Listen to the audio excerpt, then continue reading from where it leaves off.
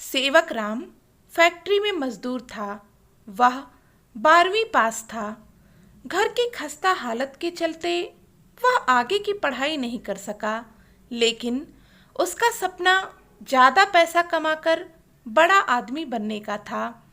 Factory में lunch time हो गया था, इसलिए सेवक राम सड़क के किनारे बने ढाबे पर खाना खा रहा था। उसके सामने एक अखबार रखा था। उसके एक पन्ने पर छपे एक इश्तिहार पर उसकी निगाह टिक गई। इश्तिहार बड़ा मज़ेदार था। उसमें नए नौजवानों को मौज मस्ती वाले काम करने के एवज में 20 से 25 हजार रुपए हर महीने की कमाई लिखी गई थी। सेवक राम मन ही मन हिसाब लगाने लगा। इस तरह तो वह 5 साल तक भी दिल लगाकर काम करेगा तो 8 से 10 लाख रुपए आराम से कमा लेगा। इश्तिहार में लिखा था कि भारत के मशहूर मसाज पार्लर को जवान लड़कों की ज़रूरत है जो विदेशी व भारतीय रईस औरतों की मसाज कर सकें। अच्छा काम करने वालों को विदेशों के लिए भी बुक किया जा सकता है। इतना पढ़ते ही सेवक राम की आंखों के सामने रेशमी जुल्फे लहराती, गोरे गुलाबी तराशे बदन वाली गोरी गोरी विदेशी औरतें उभर आईं, जिन्हें कभी पत्रिकाओं में, फोटो में या फिल्मों में देखा था। अगर उसे काम मिल गया तो ऐसी खूबसूरत हसीनाओं के तराशे गए बदन उसकी बाहों में होंगे। ऐसे में तो उसकी ज़िंदगी संवर जाएगी।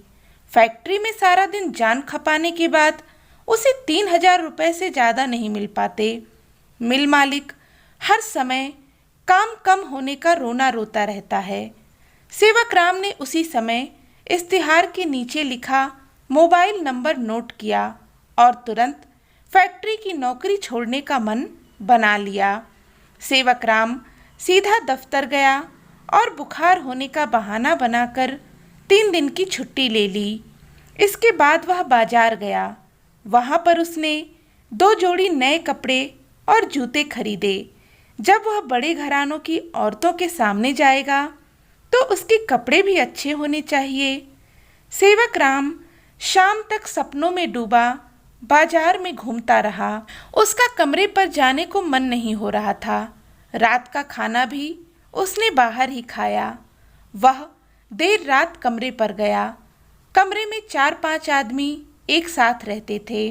उसके तमाम साथी जब सो गए तब उसने उन लोगों का जायजा लिया कि गहरी नींद में सो गए हैं या नहीं।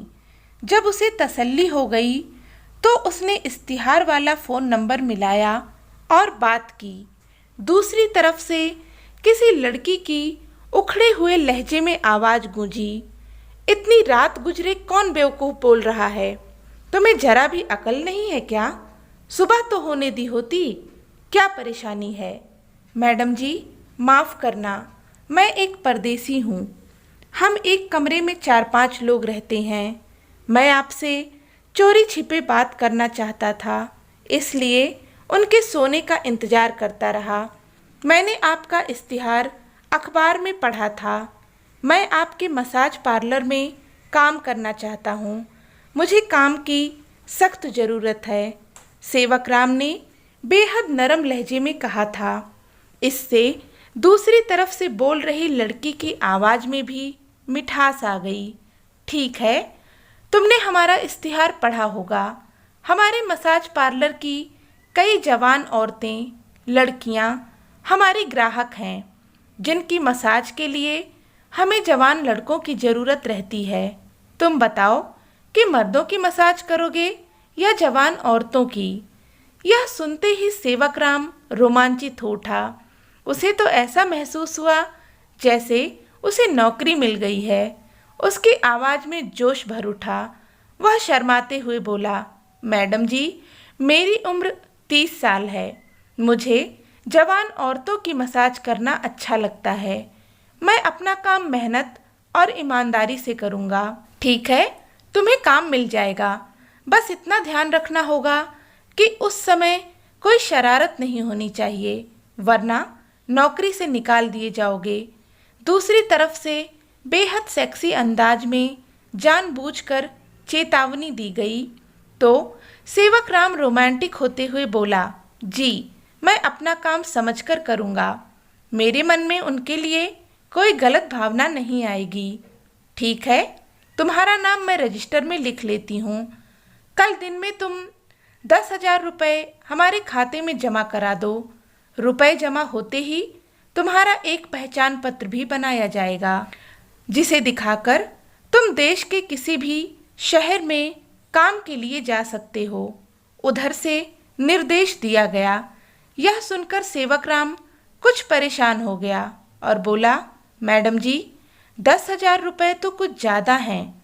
ठीक है, फिर हम तुम्हारा पहचान पत्र नहीं बनाएंगे। अगर तुम्हें पुलिस ने पकड़ लिया तो क्या जेल जाना पसंद करोगे? क्या ऐसा भी होता है मैडम जी? सेवकराम ने थोड़ा घबराते हुए पूछा।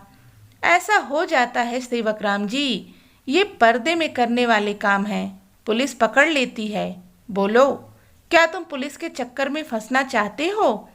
ठीक है मैडम जी, मैं कल ही 10,000 रुपये जमा करा दूंगा। बस आप मेरा पहचान पत्र बनवाकर तुरंत काम पर बुलाइए। मैं ज़्यादा दिन बेरोजगार नहीं रह सकता। सेवकराम ने कहा तो फ़ोन कट गया। उस रात सेवकराम सो नहीं सका। उसके दिलो दिमाग में खूबसूरत जवान औरतों के दिल घायल करते हुए जिस्मों के सपने छाए रहे। सारी रात ऐसे ही गुजर गई। अगले दिन सेवकराम सीधे बैंक पहुंचा और अपनी पासबुक से 20,000 रुपये निकाले। 10,000 रुपये तो उसने रात फ़ोन पर बताए गए खाते में जमा करा दिए और बाकी के 10,000 अपने खर्चे के लिए रख लिए। अब वह लाखों रुपए कमाएगा। सेवकराम को तो अब मसाज पार्लर के दफ्तर से फ़ोन आने का इंतज़ार था। इसी इंतज़ार में 4-5 दिन गुजर गए, मगर उस औरत का फ़ोन नहीं आया। सेवकराम को अब बेचैनी होना शुरू हो गई। उसने 10,000 रुपये नगद खाते में जमा कराए थे। इंतज़ार की घड़ियां काटनी मुश्किल होती हैं, फिर भी उसने 7 दिनों तक इंतज़ार किया। आखिर में सेवकराम ने ही फ़ोन करके पूछा तो दूसरी तरफ से किसी औरत की आवाज़ गूंजी, मगर वह आवाज़ पहले वाली नहीं थी। उसकी बात करने का लहजा जरा कड़क और गंभीर था। क्या बात है मैडम जी, मुझे 10,000 रुपये आपके खाते में जमा कराए 7-8 दिन गुजर गए हैं। अभी मेरा परिचय पत्र भी नहीं मिला है। मुझे काम की सख्त ज़रूरत है। आप बेफिक्र रहें, आपका परिचय पत्र तैयार है। हमारी मसाज पार्लर कमेटी ने एक टीम बनाई है जिसमें आपका नाम भी शामिल है। इस टीम को विदेशों में भेजा जाएगा। सेवकराम खुशी से उछल पड़ा। वह चहकते हुए बोला, मैडम जी जल्दी से टीम को काम दिलाओ। विदेश में तो काम करने के डॉलर मिलेंगे ना? हाँ, वहाँ से तो तुम लोग की पेमेंट डॉलरों में ही होगी, औरत ने बताया। तो थोड़ी देर के लिए सेवकराम सीने पर हाथ रखकर हिसाब लगाता रहा। आंखों के सामने नोटों के बंडल चमकते रहे और बेताबी जाहिर करते हुए उसने पूछा, अब देर क्यों की जा रही है? हम तो काम के लिए कहीं भी जाने को तैयार हैं। आप सबके परिचय पत्र मंजूरी के लिए विदेश मंत्रालय भेजे जाने हैं। अगर भारत सरकार से मंजूरी मिल गई तो तुम लोग किसी भी देश में बेधड़क होकर काम कर सकते हो, मगर भारत सरकार की मंजूरी दिलाने के लिए 20,000 रुपये का खर्चा आएगा। आपको 20,000 रुपये उसी खाते में जमा कराने होंगे। मैडम जी, इतनी बड़ी रकम तो बहुत ज़्यादा है। हम तो गरीब आदमी हैं। सेवकराम की तो मानो हवा निकल गई थी। उसका जोश ढीला पड़ने लगा था। हम मानते हैं कि 20,000 रुपये ज़्यादा हैं, मगर यह सोचो कि जब तुम अलग अलग देशों में जाओगे, वहाँ से वापस आने पर लाखों रुपए लेकर आओगे। सोच लो, अगर विदेश नहीं जाना चाहते हो तो रहने दो, औरत ने दूसरी तरफ से कहा। तो सेवकराम पल भर के लिए खामोश रहा। फिर जल्दी ही वह बोला, ठीक है, मैं 20,000 रुपये आपके खाते में जमा करा दूंगा। बस मेरा काम सही होना चाहिए। सेवक राम ने ठंडे दिमाग से सोचा तो उसे यह काम फायदे का लगा। बेशक 20,000 रुपये उसके पास नहीं थे, फिर भी अगर उधार उठाकर लगा देगा तो बाहर के पहले टूर में लाखों रुपए वारे न्यारे कर देगा। इसलिए 20,000 रुपये उनके खाते में जमा कराना ही फायदेमंद रहेगा। सेवक राम ने इधर उधर से रुपए जमा कर लिए और उसी खाते में जमा करा दिए। अब वह इंतजार करने लगा। उसे यकीन था कि उसे बुलाया जाएगा। सेवक राम को इंतजार करते करते 10 दिन गुजर गए।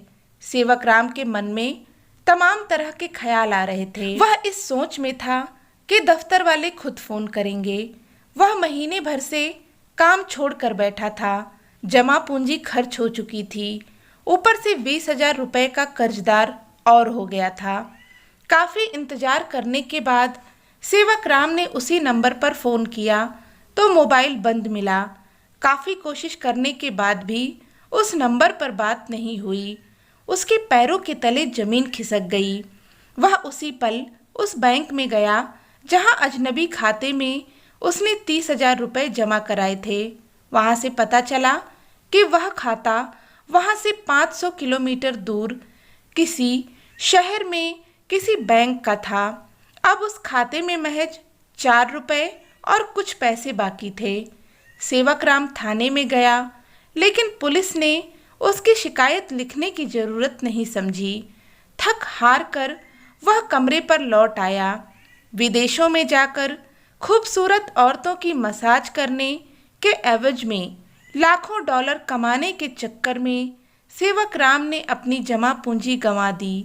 साथ ही 20,000 रुपये का कर्जदार भी हो गया। लालच में वह ना तो घर का रहा ना घाट का। तो दोस्तों, हम बचपन से सुनते आए हैं, पढ़ते आए हैं कि लालच बुरी बला है, लेकिन हम कभी भी किसी बात पर अमल नहीं करते, सीखते नहीं किसी चीज़ से और फिर इस तरह की मुसीबत में पड़ जाते हैं। तो उम्मीद करती हूँ कि आज की कहानी से आपको एक अच्छी सीख मिली होगी। कहानी पसंद आई हो तो इसे लाइक कीजिए, अपने दोस्तों और फैमिली के साथ में शेयर कीजिए और चैनल पर नए हैं तो सब्सक्राइब भी कर लें। मिलते हैं अगली कहानी में, तब तक के लिए नमस्कार।